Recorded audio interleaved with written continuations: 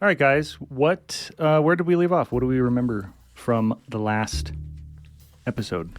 Last time was a continuation of kind of a manhunt.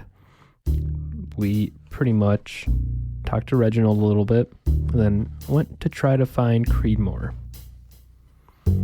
Started out making our way towards the bush light. We passed Clifford's bar. Tate went into Clifford's bar. Tate got his numbers. And Tate left Clifford's bar. There were some folks rolling dice. Yep. There was a couple folks rolling dice, and there were a lot of lookouts surrounding Clifford's bar. We assume thugs and or strongmen of the Winsies gang. Leaving Clifford's bar, we had our conversations. Tate told Birdie it was 5 days until the lottery is getting drawn. So that's one time frame we have to follow. Mm-hmm. We went to the bush light. Birdie Johnson went inside, and Tate Clay stayed outside. Birdie was stonewalled very politely by the concierge about getting information about Dominic Karras, but he did agree to leave a note for him that he would deliver when Mr. Karras arrived. So we open our scene back up. Birdie Johnson pushes the door of the bush light open. He sees his partner leaning against a wall smoking a cigarette. Roll a listen check real quick. That is a 68 under or over 62. That's a fail. Okay. He walks out of the door, and he can see his partner. His partner turns his head a little bit as if he's saying something, but there's nobody there. Birdie's gonna take in the surroundings real quick, look left, look right, kind of up, down. That standard, I just left a building, and I'm not unaccustomed to danger, so I'm gonna look around. Mm-hmm. And Clay, yeah, you're just there by yourself. You hear the door open behind you. But that's all I would have heard. He will look over towards the door and see Birdie. Get anything good? No, sir. Have they seen him? They wouldn't disclose. Very conscious of their tenants' privacy, which I can admire. Although right now it's a bit frustrating, but it is what it is. Did you throw your badge around a little? Yep, I applied them a bit, but they were above board and knew it. Kind of gets me a little worried. Another guy looking into things and gone again. Yeah, but we know Mr. Karras likes to get himself into situations. Well, he also plays to his own tune, so... You're not wrong there. Mm-hmm. And we don't have a lot of experience with him to say whether or not he's a punctual man or not. So what about you? Anything out here? You looked like you were chatting with somebody. Trying to get the taste of this cigarette off my lips. All right. Not really too fond for him anymore, but makes for a good distraction, if anything. Well, right now, this here's a bust, at least temporarily. What's next on your plan? Well, I mean, sun's about to go down here pretty quick. We could always mosey on down by the bar again. Check out the number, see if we see anybody. You just want to stop for another drink. Well, I don't know if I'd go in there necessarily. I'm pretty certain they know who I am. You hear that? The dog barking. Yeah, well, in a town this size, there's bound to be some mutts around.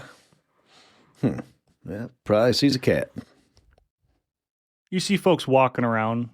Looks like you see a couple businesses and street vendors are getting ready for the following morning, which is the That would be the Lumber Days parade. lumber, fur, and iron, or Lumber, iron, fur- fur, and lumber, or lumber, iron, fur. Depends on who you're asking. Yeah, right. Depends on what outfit they work with, which one gets first. Well, clearly it's the iron, timber, and fur. What time of day is it, roughly? We already ate dinner, so Yeah, and you guys hung out at the libations bar for a while. I'll say 6:30, 7. Let's head back to the red tent real quick. all right. Give them a few more hours till we go use our eyes. That sounds like a plan. So We're going to head back to the hotel. the Red Tent Inn. Okay. And what are you guys going to do after that? Use your eyes like... We're going to check out Clifford's bar again to see if there's more or less activity. We've never checked it out in the evening. Tate's grabbing his scope. The whole thing? The thing attached to the scope or just the scope? Kind of has to grab the whole thing. Okay. It's not going to be obvious. Yeah. It'll still be like wrapped up or whatever, but slung over his shoulder. Like you were to be going hunting or something. What about... Okay, so the plan is to stake out the Winsies. Stake out the bar. Okay. Clifford's. From the front, from the back. I think we talked about the back. Yeah, because we haven't. I think if we keep an eye out on the back, I mean, the front, that seems like customers only, right? And then the obvious folks involved. But the back, that's got to be where they're moving in and out a little more surreptitiously. Well, I bring this out and I can see a little farther away. Yeah. It's dark enough out that might not draw too much attention. While we've been in town, just have we seen other folks walking around with a rifle slung over their shoulder occasionally? Like, Oh, yeah. Yeah. Okay. Hunters. You see folks open carrying handguns on their hip. Yep. It's not, it's not like there's a militia patrolling, but there are folks walking around armed. And I'm also carrying what looks to be hunting rifle. yeah. Not I'm not carrying around a 249 saw down Lake Street or something. Yeah. And what about Birdie? What does he want to bring? Just his pistol.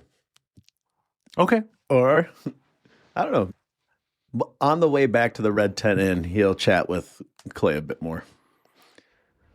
So, we're definitely not looking for a fight. Right? We're just looking to gather intel. That's the plan right now, but I don't know when the next time we'll be back here is, to be honest. Back here at the inn? Yeah. You think we're not going back tonight? Push comes to shove, and Oh, if we see somebody, we got to follow them. a little bit of that. A little bit of, you might sneeze and pull my finger again. I'm really hoping that was a one-time thing. Just keep it in next time. So what you're saying is we should pack up as though we might need to leave town. I don't know as much as pack up, but probably grab a couple of things. You think it? Maybe a small bag on you. Okay. A night or two. Night or two. I guess if I'm doing that, I might as well bring out the heavy artillery too, huh? We follow them, and turns out someone's following us at the same time. Better to have and not need, that's right. I know you sure as shit can get a lot more revolutions per minute than I can. Yeah, that's a good point. All right. So we're going to prepare for war to hopefully encourage peace. Cody, Yeah. his 1911's, 1910's AR-15, how obvious is it that it's like not a hunting weapon? Well, you have a chest holster, right? So you're presumably wearing it underneath your... No, not my 1911. His. Oh, his? Yeah. Oh, they look very similar to a it's wood, metal. Okay. They look very similar to the other guns. So no one's gonna look at it It'd be like and be like, man, he's carrying some firepower. if you're walking around with an HK-416 and an AR-15, is anybody that's not a gun nerd going to tell the difference on the street? Absolutely not. Okay. You know, maybe that's a bad example because this doesn't have a bolt action, but like, Still. how many people are looking that close? And it's in a holster that it like slides into, so Okay. you don't even see the action. Okay. And this one has 10-round magazines. Yes. Now, important note: you can't have it in the holster with a 10-round magazine in it. Of course, because they stick out too low. I would have to take it out, load Yeah. it. The But- 5-round magazine you can do that with. But you can keep one in the chamber. Oh, yeah. Yeah, you can always. Birdie would absolutely have a 5-round magazine in it, in the holster, with the 10-round magazines, you know. I don't know if you got 5 rounds. I don't know if she said that you got a 5-round magazine. I think it was only originally 15 that was retconned to 10. Yeah, and I don't want to retcon it again, so I will say. Oh, there are no 5-round magazines. Yeah. Okay, correct. then there is one in the chamber, and then the 3 magazines are put on an exterior pouch Pocket. of the exterior pocket of the rifle bag itself. Well, it's like a leather, like cavalry holster. Oh, I see what you're saying. Yep. Yeah. All right, so yeah, then Birdie would have them like, you know, in his pockets. Or if you want to get crafty, you could cut a small slit in the bottom of the holster so that the magazine could sit there flush and the magazine would just stick out a little bit. That would no. Yeah, Doesn't sound very Birdie. and it also doesn't sound like, okay, all right, I got 10 rounds and now I got to reload, but I can't access everything to eject the magazine. You know, like there's a bunch of shit in the way. So no. But that way you could have it in the holster with the magazine in. I'm just thinking, I'm thinking what I would do, but that's, you do what you would do. Yep. Birdie has 1 round in the chamber and then 3 loaded magazines on his person. Okay. And what's the plan? Are you guys are like posting up on the roof of a neighboring building or? I think, well, how do you want to tackle this, Birdie? Well, I think if I stayed on the ground and covered myself in some bushes or shrubs or bags of trash or something. well, in town, bags of trash would do better, but there's also the potential for us to kind of hide in plain sight. Oh, not if I'm looking down a scope. That's a good point. So I think, personally, you stick a little closer and I'll take Overwatch from the back. That'll work. Birdie's going to bring his flask, and he's going to reload his tobacco. Okay. And also he's going to, so we have like our hard traveling packs, and then we have like, hey man, I got a wool blanket, you know, with like a, you know, like a pot, you know, like one of the, like a little pot like this big. Mm-hmm. He's going to bring stuff that like, he's going to have enough gear on him that says, hey man, I am hitting the trail and I'm going to be sleeping in the woods, Okay. but not his full, Yeah. not his full ruck. Yeah. Maybe what, 3/4 of what he could bring? Half. Half? Okay. Yeah. Okay. And Tate's kind of the same. It's instead of a week bag, it's like a 2-day bag. Perfect. Perfect. Yeah, Tate's got some hardtack wrapped up in cloth tucked in his pocket and snacks, and Mm-hmm. I know what I'm getting you he for. fills up his boot flask. Make sure he's got his knife and pretty much all of his ammunition. That's kind of most important to him. And I'll say, so if you guys have your long guns, you know, holstered in a bag, I'll call it a full round action to pull it out. Fair enough. As opposed to like just a holstered pistol. You can just yank that thing out, maybe take a shot. To pull it out and then stick a magazine in it, in your case, that's a turn. That's a turn. Yep. Yeah. And then for a scoped rifle, maybe we can talk about that. So where are you guys going? So, or I'll let you describe. You guys can go ahead and say, I'm going to go, what does the building on the left look like? I'll tell you, you can jump on top of it.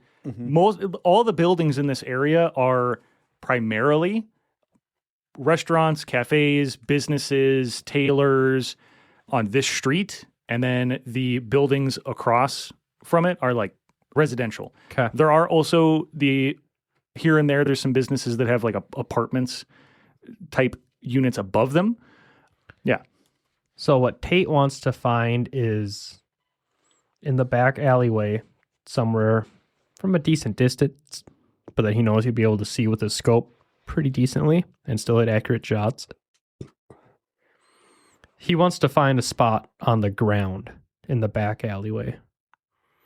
Whether there's a little spot underneath a house he could fit in, whether there's, somebody's got like a woodshed and he can kind of be up to that and then maybe throw something over himself. If there's a whole lot of brush coming up the side of a not walked area.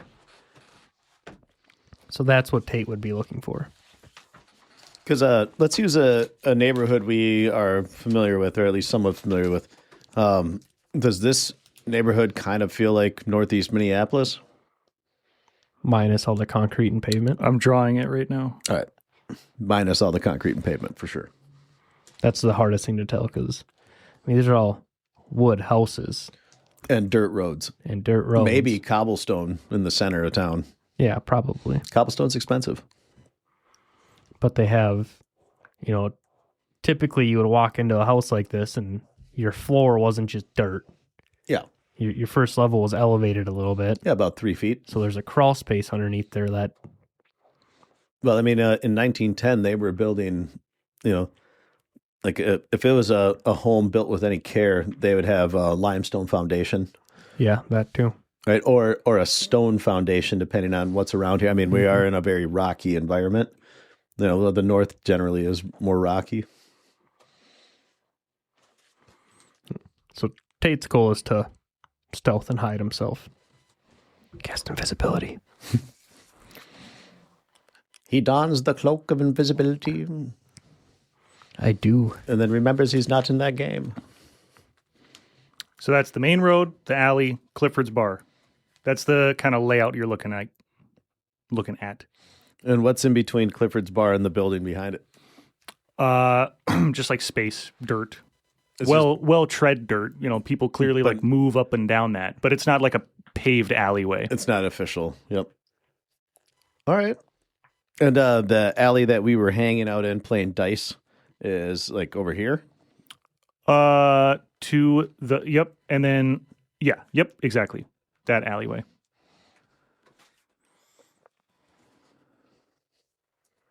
Is that legible? Yeah. Okay. For the listening audience, I drew a map with a pen and papier. Papier. A skill which is rapidly dying. Is it? Oh, yes. Well, when you can just say, AI, make me a map. AI, write my essay. Then that begs the question, why are you hand-drawing maps like a schlub? Because I believe in the human spirit. I put little X's on either ends, and that's kind of where Tate would try to find a spot to hide. And what about Birdie? What's he wanting to look at on that? And here's a pen. Yes. That's the plan. Biznitch. Birdie would be one of those, and I'll show Mr. Sedisky. Okay. So let me show it real quick so he can see it. Yeah. You are within your rights to do so. Titties. That's where I'm going to shoot. Hopefully not. Okay. So I'll also draw I'll also drew. Compass here. Hey, draw, what'd you drew? Hey, you should watch that compass. Compass watch. Compass watch.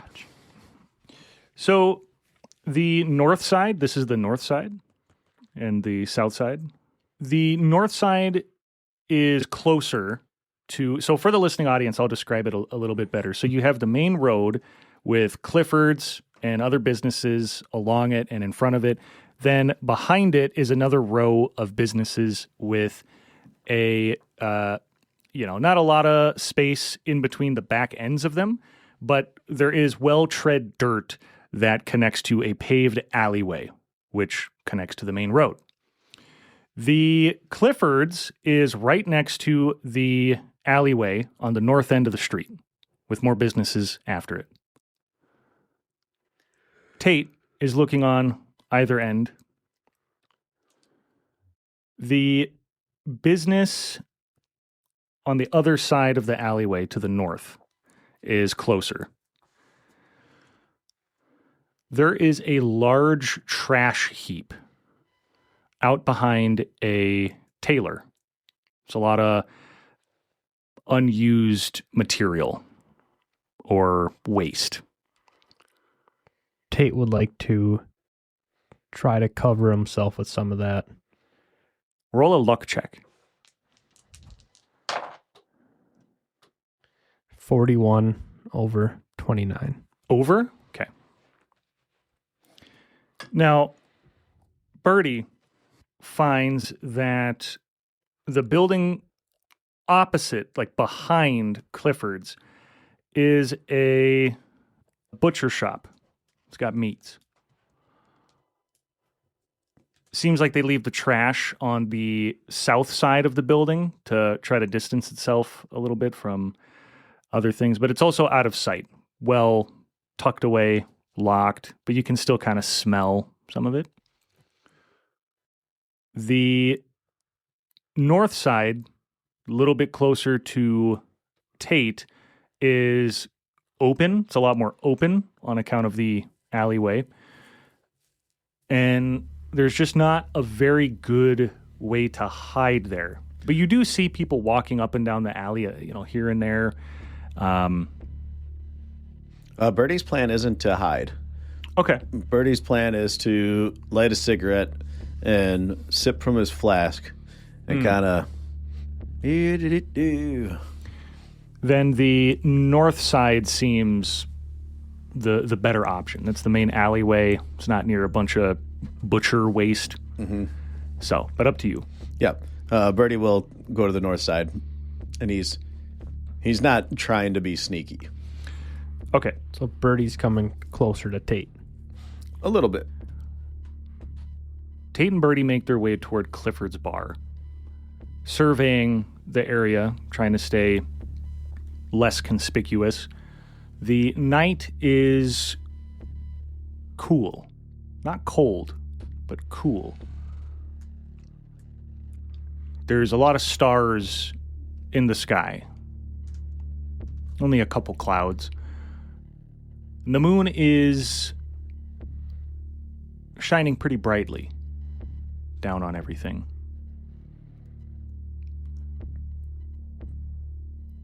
They talk about their plan on the way.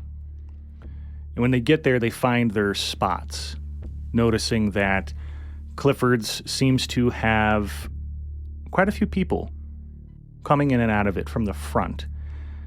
Mostly drinkers, bar patrons. But they do notice still the security detail.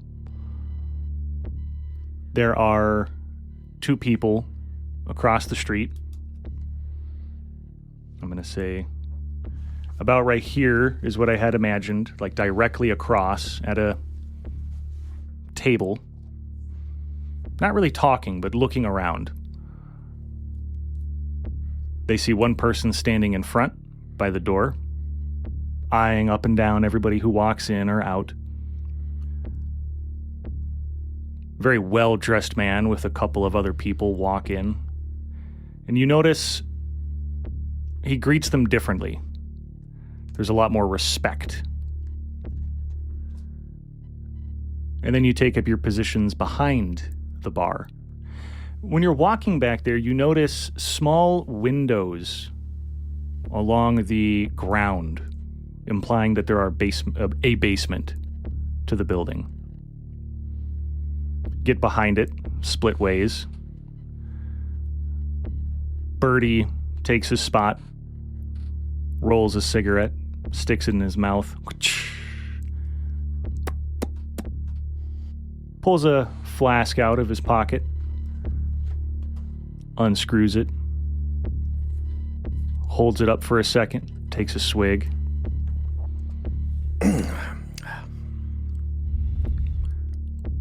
One building down, able to very clearly see his partner, Tate Clay gets into position, noticing a large pile of unused cloth scraps behind the tailor. He looks around, making sure nobody's watching him, then throws some up and kind of tucks himself into it. How long do you guys wait? Probably 3 or 4 cigarettes worth. So, Okay. 45 minutes, hour. And what specifically are you looking for? Somebody to come out the back door? Which there is a back door. It's a very secure-looking metal door. Yep. Birdie will pointedly, he's just kind of didn't even know it was there anyway. Kind of smoking and leaning every now and then and mumble to himself a little bit. There's a young couple walking down the alley, holding hands. Looks like they've both had a little bit to drink. They're bumping into each other, giggling. She's really putting her head in his chest. And they walk past Birdie, and they get quiet. They look at him with a sense of, ugh. Evening. Obliged. They keep walking. And then you hear them say, "What was that guy saying to himself?" "I don't know." Roll, Birdie, a luck check. 61 over 44. Oh, you guys, unlucky bastards. Is luck one of those things where if you fail it, you can mark it? No, but you can spend your luck to pass stuff. Yeah, I'm good. Yeah. Birdie has, at this point, set his pack down on the ground, and he alternates between kind of like walking kind of by it and then sitting on it and turning around and looking up at the building that he's leaning against. Mm-hmm. Okay. Tate's a statue. Coming around the mountain when you come. Yeah, coming around the mountain when you come. Around that, why is she going around that mountain? That damn boots, man. It's over here pinch my toes. Can't believe they didn't serve eggs. I want eggs. Eggs my breakfast. Maybe my dinner too. Oh, yeah, I hear you, doggy. Oh, I hear you. After about 3 cigarettes, you hear a latch on the roof open up. You hear somebody walk out, climbing a ladder. Birdie, roll another listen check for me. And Clay, roll a spot hidden. 31 under 62. Okay. 50 under 67. Birdie hears somebody talking. He hears 2 people having a conversation. One of the voices sounds like he's Irish. You pick up the accent. Clay, as you're looking through the scope of your rifle, is the rifle loaded, by the way? Yes.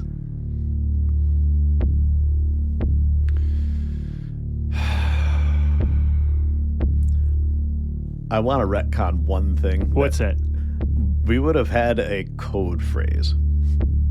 I'm like, hey, Poppin' Jays, or something like that. Like, we got a bunch of Poppin' Jays around here. Like, Poppin' Jays would be the code word for it. I think we're about to get busy. Yeah. Okay. Should we have that conversation? Yeah, just real quick, and then I'll put a marker here for myself. All right, so Tate, you're gonna be back a ways, keeping an eye on me. We should probably have some kind of code or something in case stuff needs to go loud quick. Sometimes I think you're a little smarter than you look, Birdie. Well, fuck you very much. What you thinking? I don't know, man. Poppin' Jays. Poppin' Jays? Yeah, you hear me say Poppin' Jays. From that jingle. Poppin' Jays. The fuck's a jay, Birdie? It's a bird. Yeah, blue jay. I see what you're saying. Poppin' Jays. Yeah, it's about hunting blue jays. Okay. They got pretty feathers. Clay, do you have your finger on the trigger? Answer this. This is very finger straight and off the trigger, like a trained rifleman is supposed to. Okay, good. As you're laying in that pile of scrap, you move just a little bit, and you feel a prick. Gah! There's a needle in that stack, in those clothes, just jabbed you right in the arm, right in your right arm. The chat on the roof is pretty short. You hear the hatch close. How much longer are you waiting? Now it's going to turn into a 5-cigarette wait. Okay. The volume of people walking in and out of the front door is lightened. It's starting to get later.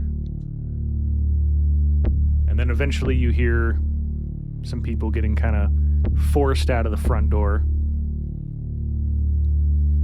The light coming out the front windows that you can see on the street down the alley dims. You hear a door lock. Birdie's going to give it another 15 minutes. A wagon. One horse, small wagon, starts coming down the alley from the north. So to Birdie's right. Do you have like a performance stat or something? Ooh. I'll roll it and then see what I got. Okay. Maybe persuade. That's a 60 under 64 if we were going for persuade. Because that would be kind of a persuasion. Yeah. Trying to persuade him that you're just some hopeless drunk in the road. The cart has two people on it. One sitting, piloting the craft, and then a fella sitting with his legs kicked off the back of it. You notice the cart passes Birdie. The two men look at him up and down. Birdie's gonna kind of, cigarette held loosely in his hand and flask. And they're just, Jerry, you ain't got to worry about boots. Right. The one in the back nods his head to you. Yeah. And as the cart turns in behind Clifford's, he notices that the fella sitting in back has his hands on something in his lap. He gets up, tucks it under his coat, walks to the big metal door and knocks. Bum, bum, bum, bum, bum, bum. A little sliding metal window.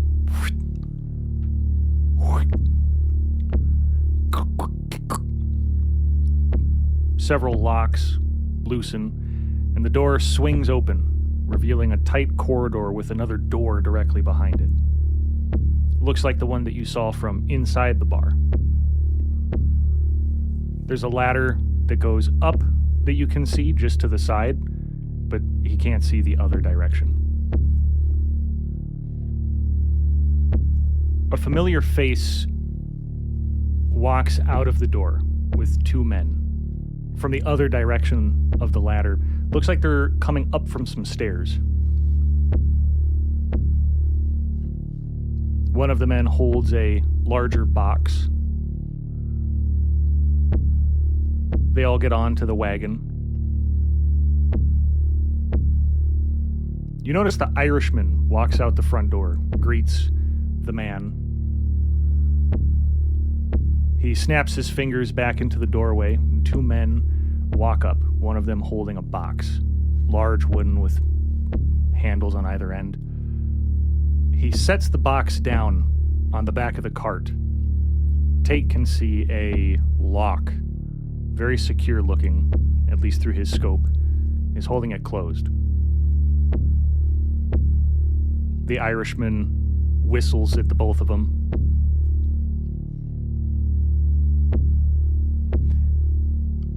One of the men runs back into the building. Another one gets into the cart with the other guy. The Irishman gets up, sits next to the fella that's controlling the horse. The door closes. The carriage starts moving. Tate's gonna come crawling out of his spot. Stealthfully. Birdie's sitting on his pack, and he's gonna pick up one of his legs to inspect his boot. What we got here?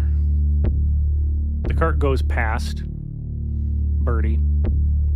With his head down, hat covering his face, and his rather convincing drunkard performance, he is not noticed. Wait, is the cart coming towards us or away from us? It's gone back onto the alley, heading back north, the way it came. Okay. So Tate would still kind of stick to shadows until the cart passes. And the cart passes. Hearing the horse hoofs in the distance, start trying to stealthily make his way and follow the cart. When he's walking down the alley, he is looking at Birdie, though, to see if they make eye contact. Birdie is going to put his boot down after a good thorough inspection and kind of do one of these, like, while he's doing that, he's going to look up towards the roof of Clifford's to see if he sees anybody. He sees somebody looking around. Hard to make, details of his features, but doesn't seem like he's being paid any special attention. You know what I mean? It's just fella looking around, smoking something. Birdie's going to get up, shake himself off, kind of stumble a little bit, pick up his pack, shrug it on. Still gonna give me my eggs. And he's gonna start stumbling his way north down the alley. After the cart? Yeah, but not fast. And what about Clay? Once he sees Birdie start moving this way and he realizes that he's coming, he's making his way a lot more sober, but a lot more calculated. He is inside of cutouts for front doors and shop doors, or a little bit behind a fence or around the corner of a building. Roll a stealth check. 42 under 62. Success. Damn, he's a stealthy boy. All right. Tate masterfully jumps from shadow to shadow, corner to corner, very discreetly, nobody's really paying attention to him. He does a very good job blending into the environment. The cart passes another street, takes a left. Following it, you manage to see another box being loaded into it, coming out of the back of a bookstore. The cart continues on north. Eventually takes a right down another alleyway east. You guys are continuing to follow it? Yes. Correct. It makes another stop. You're not sure what kind of store this is, but another box is brought out from the back, set into the cart. The original 4 men are still sitting on the cart. Tate wants to take note of the crossroads that he's closest to be able to find this store again. Okay. It's 9th and Frankfurt. And then eventually the cart continues. You realize it's leaving the town. Birdie's going to look around real quick just to make certain that there's nobody close by, and he's going to go, all right, looks like it's heading out of town. I think we got to be a bit more careful following it. There ain't going to be as much excuse for us being out here at this time. I think you're right, but it makes it easier to stay a little behind them. It does. Your boots all right? Oh, I got good boots. I feel like we're going to be walking. I mean, better on a horse, but let's get to walking. Well, who knows? Maybe we'll take that horse and carriage back with us. Or maybe we'll find this farm that our friend was telling us about. I'm interested to know what they got going on there, but not to go in it yet. Correct. Let's make sure we're justified in anything that we do.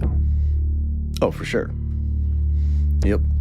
But I think we got 2 other stops to check out. We got that old bookstore. I don't know how that came into play, but and then 9th and Franklin over there is our 3rd stop. Frankfurt. Frankfurt. Mm-hmm. Yep, no, we'll check that. It's a little hard to read when it's dark out. I hear you. Yeah, you need yourself a set of spectacles. But yeah, that'll be something. That. We can check that out tomorrow, but for now, I'd like to see where this cart's going. That's what we packed for.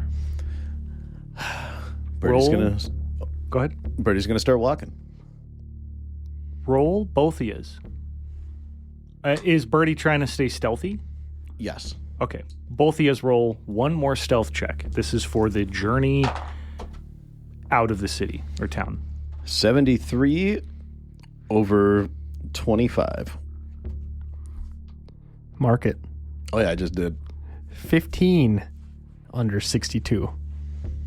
We're on different sides of the road, by the way. I don't know him. They interrogate him. They're like, "Hey, why are you following us?" Like, I don't know him. Points to his partner that's perfectly stealth. Yeah. Who? Oh, that guy? Yeah. Clack, clack, clack, clack. Okay. The cart starts moving out of Short Tree Falls. I mean, we're over 100 yards away. Okay. But still able to keep an eye on it. Yeah, We can hear it. Yeah, and you can see the occasional cherry of a cigarette. it's barely in eyesight, and I'll roll track if you want, but we can see the freshest tracks on the ground. Right. Like, I don't think, at least not Tate. Tate isn't interested in what these guys are doing on the cart. All he wants to know is the cart's final stop. Correct. Yeah, we would definitely.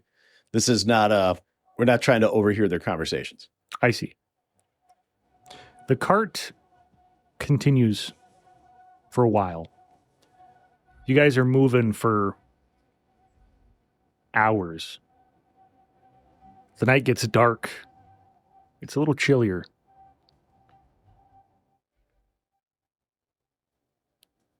Start to get tired after a few hours, but you can still see it moving, still hear it.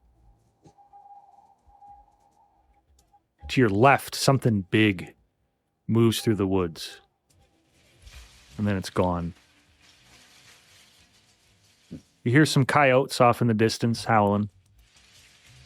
An owl hooing. A bat flutters across the road. Barely visible And then the cart takes a turn to the right, down a road. You guys follow it? Birdie will Unless it stops. Birdie will kind of, he's looking around like, are we in a heavily wooded area right now? Yeah. It's a well-traveled road, but there is a pretty thick forest around the sides, especially as you start to, you get out from Short Tree Falls. Can we still hear the thing moving? Yeah. The wooden wheels in the dirt and gravel. Yep. I think Tate would kind of wave Birdie to go while he takes a little further stance back, providing a little bit of support from the rear, like he's in a crow's nest.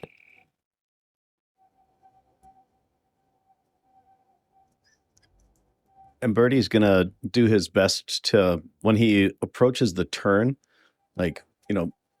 50 yards, 30 yards, he's going to slow down quite a bit. He's just listening.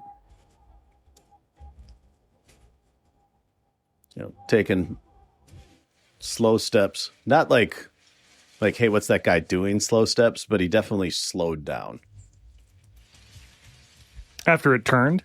He didn't take the turn yet. Okay. He's worried about there being somebody on the turn. I see. Roll a perception check. Or a spot hidden. 29 under 73. The cart takes the turn. Birdie continues up. Slow. Quiet. Hears some animals calling out in the woods. And then he hears some footsteps. And a rock being kicked. Birdie is going to stop. And this is our only illumination of the moon and stars, right? Yep. Birdie is going to do the universal. He's going to put his hand up, hoping that Tate sees it. Tate would stop, seeing Birdie stop. Then he's going to crouch and try to get off the road, but very slowly and carefully. He doesn't want to rustle a bunch of shit. Okay. Kind of seeing Birdie's reaction to he doesn't know what, but something. I think Tate's smart enough he can infer that Birdie's slowing down and trying to be sneaky for something. Tate's going to take a wider angle and try to get up and see down that road. It's hard to see. This is dark. But he takes that wider angle, maybe getting down into the ditch just a little bit. He sees somebody walking forward, backward. He stands, kicks a rock, strokes his chin, tugs at his suspenders. Looking through the scope, does this individual look familiar? Has he seen him before? It's really hard to tell. Okay. He's just going to sight in and watch him for a minute. Well, Birdie does what Birdie does. With his scope, he can see the cart continue down the road. The guy's still there. Birdie will wait. He's not too worried about losing the cart. I mean, there could easily be more down the road, more turns and twists and stuff, but he doubts it because there's a lookout. He'll wait a few minutes just to kind of gauge what this dude's doing, and then he'll slowly get up and backtrack. He's walking away from the turn in the road. Okay. Tate's going to leave his position and circle around. Essentially wants to get to a spot that would be directly opposite of Birdie and this guy. Like he's going to flank him. Roll one more very important stealth check. So close. 43. Under 62. You were hoping for that crit. Almost had that crit. Clay is able to very masterfully place his foot step by step in just the right way to not make noise, to not stand out. The orchestra of the wildlife at night is just a touch louder than any noise he is making. And he's able to get across that dirt road pretty close to the guy without being noticed. Do I see Birdie? No. But when this guy... You saw where he was. Yep. And where you are, you know that you know where he's hiding. Yep. So when this guy is walking away from me and not looking at Tate, he's kind of gonna give a big wave with his arm. Not hitting anything, but give a big wave with his arm to try to get Birdie's attention. I'll say Birdie can see it. And he's gonna give him like a right hook and point to the guy. How far away from this guy is Birdie? I imagined that he backed up a good 30 yards. That is, I literally was going to say 30 yards. Perfect. Birdie's going to start. He's going to make an assessment. If he struck a match right now, would that be loud enough for this guy to hear? Or is that kind of in the middle of the night? It depends on how he struck it. You can kind of go a little bit slower, but then that of the phosphorus. Yeah, he feels it's risky, but he should be fine. Birdie's going to stand up and kind of do that. He's going to roll a cigarette, and then he's going to start walking down the road like normally. You know, no attempts at stealth. Just he's having a smoke and he's on a walk. Okay. Tate's gonna inch closer.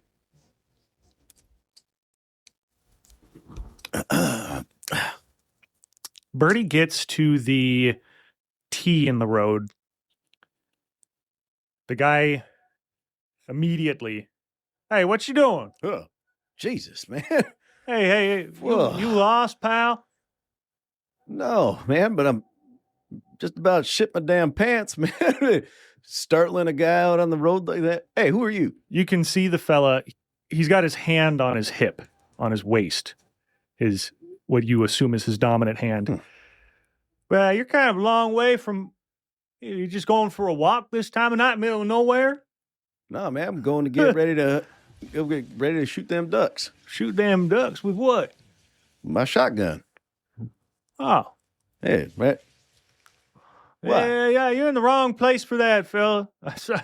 Yeah, all by yourself this time of night. I ain't got no As long as you keep going that way. Well, of course I'm going that way. Why would I be going that way? And this whole time, Clay's creeping up. Yeah. And he's kind of flipped his gun around to where he's holding the barrel baseball style or baseball bat style. Okay. Just ready to, like, if the signal comes, he's cracking this motherfucker across the head. Birdie, roll one more very important persuade, distraction. That is a 61 under 64, I believe. Nope. Yep, 61 under 64. Oh!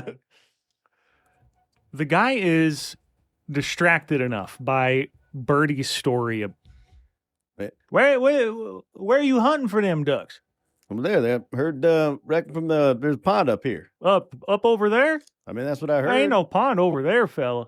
Well, then You got the wrong info. I'll tell you, you keep walking that way, you go ahead, but what the hell am I supposed to go? You know where I can find a good hunting pond? and then Tate's just waiting for, like, the But- signal. Well, shit, if there ain't no ducks, there any popinjays out there? And Tate smacks him. roll a melee strike with advantage. God, I'm terrible at this. Got that, Papa J? Bam! I love that.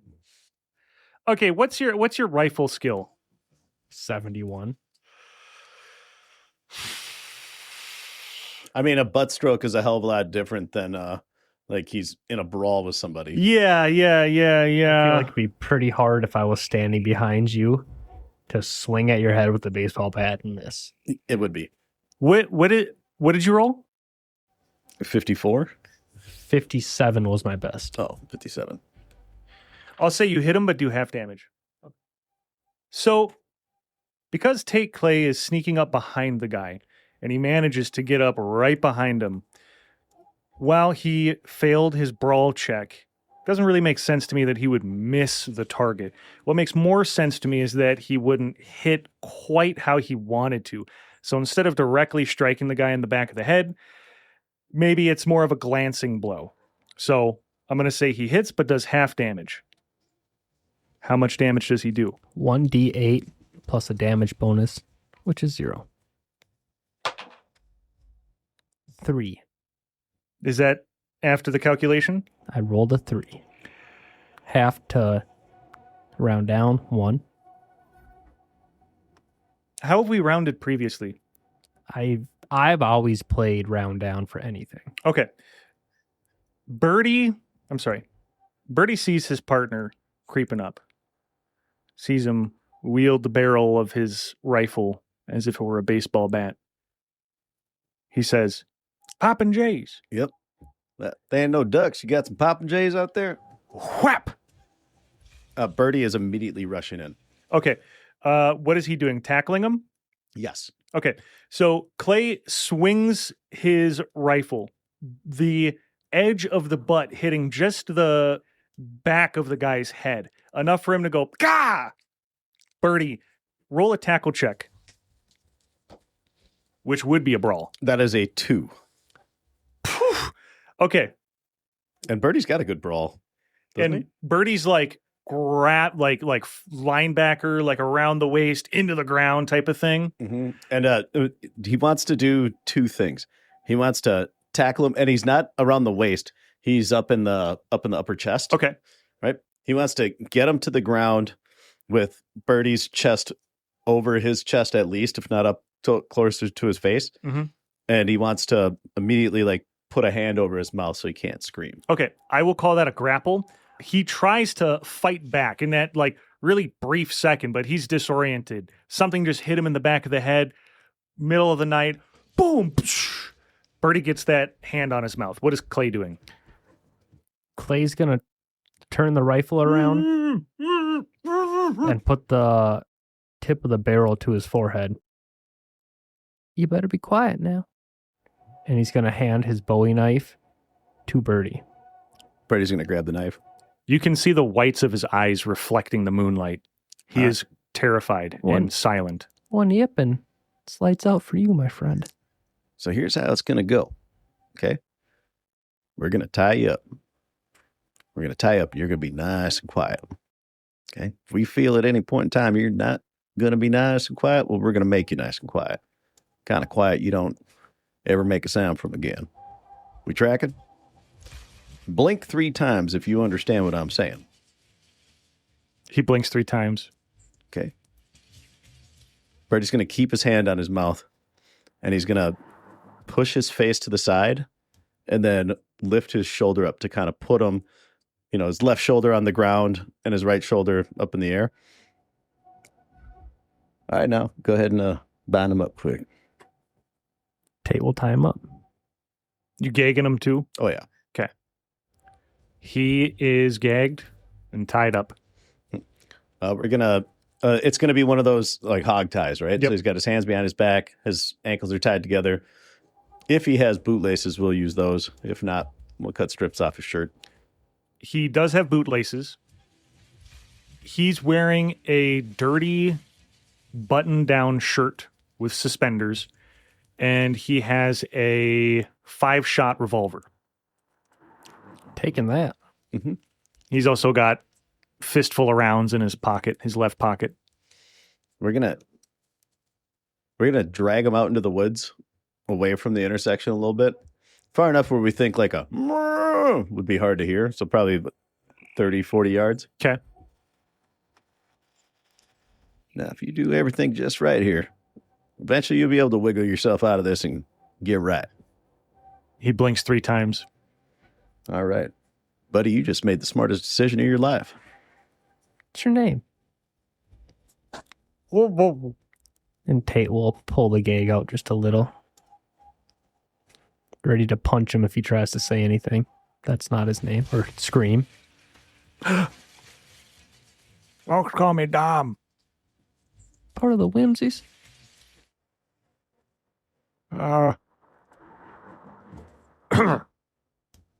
Sure. Out here running security. Well, watching who's coming in. Why? Well, What's right down that road? there's a farm.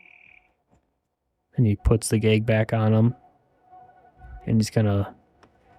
Everything's behind his back. And he's gonna pull his arms up to a very uncomfortable position.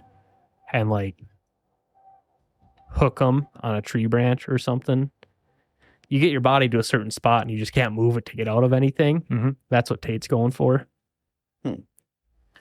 I'm sure our friends at the Claw Dregs would like to talk to this fella. Yeah, they just might. Guy starts shaking his head left and right.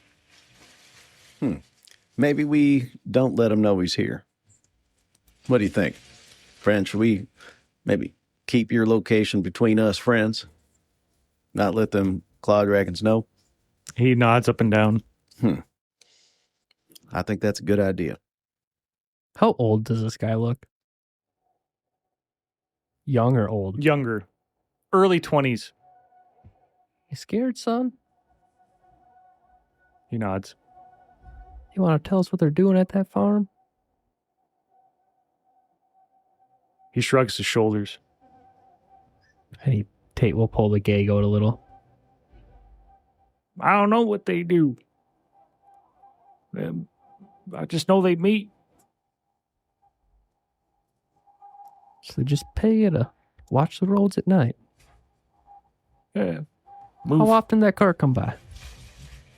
Depends. I don't know. I see it ever so often. Who's the Irish fella? Who? The redhead. I don't know. Bullshit. He tells people what to do. You know his name. I don't know his name. Tate will put the gag back on and to the Claw Dregs, I guess. That's unfortunate because I thought we were friends. And Tate will go and pull him off the tree a little bit and just like holding him by the rope that's binding his hands, start to drag him away. Oh wait, I think he might have remembered something. Does he know a name now? Want to check that, Bert? Yeah, sure. Birdie's gonna pull the gag out a little bit again. No, don't get. Hey. Birdie's gonna put his hand over his mouth. Now remember, we're having a nice, quiet conversation. Okay? You understand? Let's do that whole blink thing again. You understand me? We're having a nice conversation, nice and quiet. He blinks 3 times. Okay. Birdie's gonna remove the gag again. I really don't know the fella's name. Never. People just call him Irish. Any idea how many folks are at that farm right now? Could be about a dozen. But Well, about a dozen. they all whimsies up there? No, it's a legitimate farm. That's who pays me. Got it. So if you had to guess, right, mind you, this is a guess, how many folks up at that farm right now are whimsies and how many are just farm workers such as yourself? Maybe 7. 7 whimsies? Yeah. Okay. And who are they meeting? Other whimsies or someone else? I don't know. They don't tell me that kind of. I'm not in the meetings. I see folks come in, they come out, but I never, They all come in and come out up this road? He looks around thinking. No, matter of fact, not all of them do. No. Does this road lead directly to the farm, or do we got to do a bit of twists and turns down the way? That's right. You'll see it. The road keep going? Is that the other entrance point to the farm? No, road just goes straight to the farm. All right, then how else do other folks get to the farm? He shrugs, realizes it kind of hurts a little bit, and goes, I don't know. Listen, fellas, I ain't trying no trouble, all right? I just, they gave me some money. I watched the intersection. You're young, right? I'm old enough. Old enough to know you never saw us and are going to leave town? At least for a few days. Never saw you? Yeah, it'll be our little secret. Oh. That's if you want to walk away with. I suppose it is breath in your lungs. It is kind of dark out, so say maybe I didn't see you well. Tate wants to pat him down really quick. Look for any sort of identification. You find you already found the bullets and the gun, but deep into one of his back pockets is $2.52. That's all you find on him. This what they paid you? Well, it's just what I had on me. How about you tell me your name? Dom. Dom? Yeah. Dom what? Danny. I don't believe it. But that's my name. That's God's given name. Tate will put his gag on him. The Woodsies will find her. Sorry. The Clotdrags will find it out.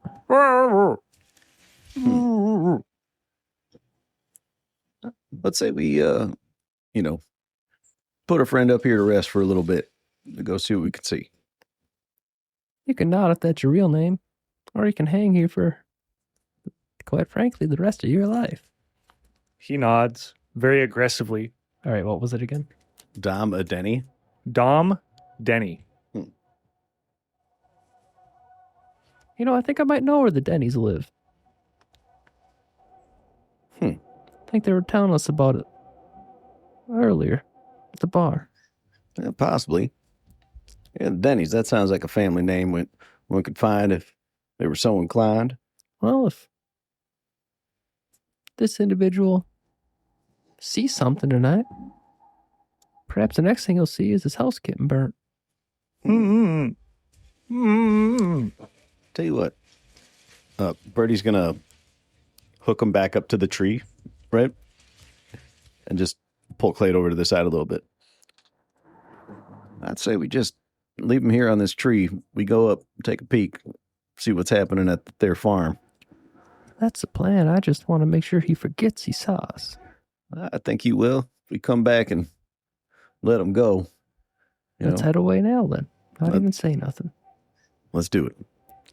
And we leave him hanging on the tree and creep our way down towards the farm. Birdie is going to make certain that the gag's nice and tight so he can't, easily chew his way out of it or anything. Okay, he feels pretty good about it. Good. The two carry on. You hear more of the forest nightlife, the crickets. Something little moving in the brush, and then you hear something really big again. It's fast. It's really fast. But it's not moving at you. But you can't see what it is. Then eventually you see the trees clear out, and there's a wide open field. You see a farmhouse and a barn, some sheds, some fencing. You see lights. You see a small carriage just pulling up. And that's where we'll end this episode. Pew, pew.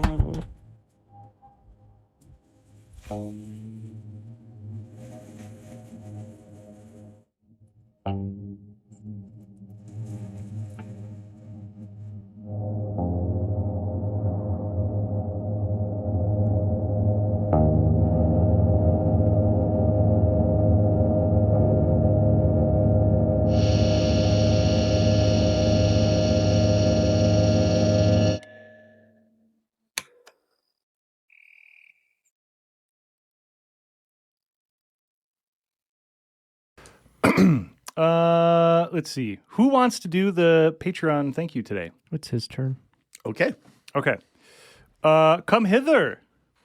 These be the people. Say who you are. And... All right. We're going to do a special shout out to Carter Garcia, Paul Davis, Steak. It's what's for dinner. Totoro's Bang Bus, Colsey. Is that Oh, yeah, not that one. not that one? All right. And we got Cole. Oh.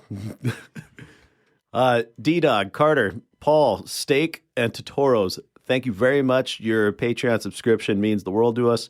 And we hope to keep producing high-quality content for you guys to enjoy. Thanks. Woo-hoo! Yippee! Yay. Hey everybody, this is Cody coming at you, and if you couldn't tell, I am deathly ill. No, I mean, I'm half of that's true. So I'm going to say the important stuff right away, which is, hey, we got Patreon. Check it out. As you heard, Mr. Charlie Dubois shouted out our patrons, and if you want your name on there too, as well as some other cool bonuses and features and stuff. Yeah, check it out. Head down there into the links. We also have merch, t-shirts, coffee mugs, stickers, etc. And we have a Discord where people come to hang out. Quick thing too, please, if you have some friends or family or coworkers or church members or club members or neighbors or pedestrians on the side of the road that you want to shout our show out to, it'd be greatly appreciated. And, this isn't the platform to talk about politics and world news and stuff, and if you really don't want to hear anything about any of this, I understand.